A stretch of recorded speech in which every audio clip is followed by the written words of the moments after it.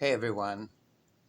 So one of these days I'm going to make a video just for fun rather than because I encountered something online that irritated me to the extent that I couldn't let it go.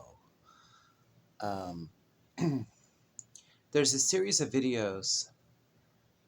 I was not going to mention the channel, but I think I will, by a channel called Asian Pride, which details things that you ought to know if you're a gay person or LGBTQIA plus person traveling in the world and Asia, especially. And it details the things you should know and the things you should watch out for and be cautious about, cultural things and legal things. So I checked it out. And I didn't find it incredibly insightful. Now, I might be being slightly presumptuous about what I think people ought to know with common sense. But the video about Vietnam was talking about, public displays of affection and how you should be careful about that. What you might get away with in Bangkok, you wouldn't necessarily get away with in Vietnam, which I don't know how true that is. Yeah, it's kind of true, but um, guys, if you're in a country you don't know, why would you assert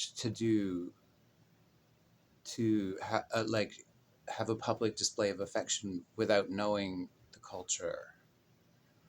To me, it's common sense that you wouldn't do it unless you saw other people doing it.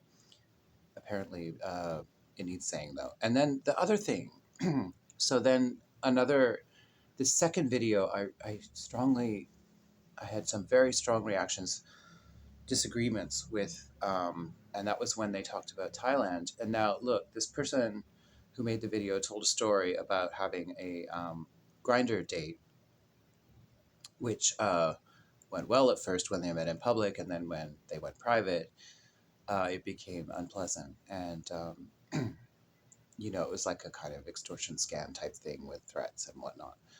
And which I don't object to them telling that story, but I felt like they were framing it that this is something that you have to watch out for in Thailand. No. This is something you have to watch out for if you use a device and you rely on that device to replace human and social interaction. And you think that because you chatted with someone and exchanged some photos that you know them, then you're actually courting danger. So I don't care if you're using Grindr or you're using Tinder or which particular app or website you use to meet people. But if you have met someone online and then you go on a public date and then you go back to a private room with that person, you are courting danger. I don't care if it's from Quora. I don't care if you met them on Wikipedia. I don't care if you've been talking for a year. The like if you used a device to connect to this person and you have not physically sat in their presence and smelt their bloody breath, then it's about as relevant as the wet dream you had last night. Like, that's how real it is. So I do not, I get very frustrated with this kind of reliance on the convenience of technology to the point where we have started to regard it as a replacement for reality and direct experience that we have with our senses. It is not remotely the same thing, and it will never replace it. I mean, unless it does. I don't know. Maybe one day we'll all just be in pods and kind of pods, life support, living in a virtual reality existence. But until that time, I still think that there's a relevant distinction, and nature, holds some sway. So, what do I want to say? Yeah. It's an unpleasant experience to have where, you're kind of gearing yourself up for this romantic encounter, and then you discover that it's something else and the person is self-serving or scammer or, not romantically inclined, but rather financially inclined or even worse, kind of criminally inclined. And that can happen and does happen everywhere in the world and everywhere where you have technology and online dating or online chatting. There are, various different kinds of predators. Anyway, so I was slightly enraged by that, and then I felt the need to express it when I should be sleeping because I stayed up all night watching true crime videos. Don't do that. Um, it will keep you up. And I mean, unless you've got one of those kind of like Teflon auras that just nothing sticks to you. But if I watch too many of those things in a row, I have trouble getting to sleep. And then I watched like a lot of the cute thing that I discovered, which was a mixed blessing because I saw some more things that upset me that foreigners do. But I was watching like, things you have to know if you travel to Japan, and there's a lot of comedic videos which are very, very amusing because it's kind of like a satirical, and they make fun of Japanese people and they make fun of foreigners, and no one's safe, and it's very, very cute. But then, of course, I discovered that there was a Canadian, my people, who went to a Shinto shrine and wrote his name on it,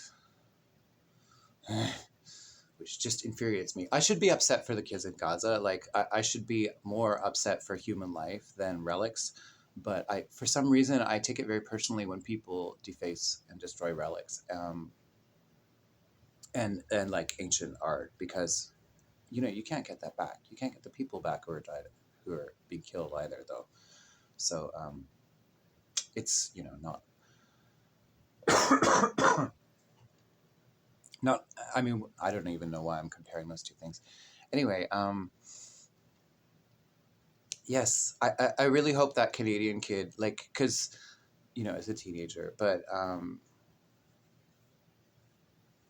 like UNESCO should really charge people from their side, like rather than the country pressing charges. I think that the organization of UNESCO should have the authority to, maybe they do actually, but to level charges against people who deface monuments. Because the excuse that there was a guy who did it in Rome, and the excuse that he gave was that he didn't know that the Colosseum was that ancient. I think that's a lie. I think it's fair to say that that's a lie. And I mean, people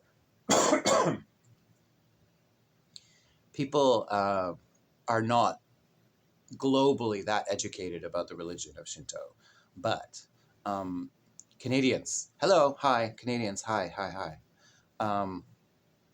Be better than Americans, because it's not militarily that we're going to be better. So at least be more sensitive and aware.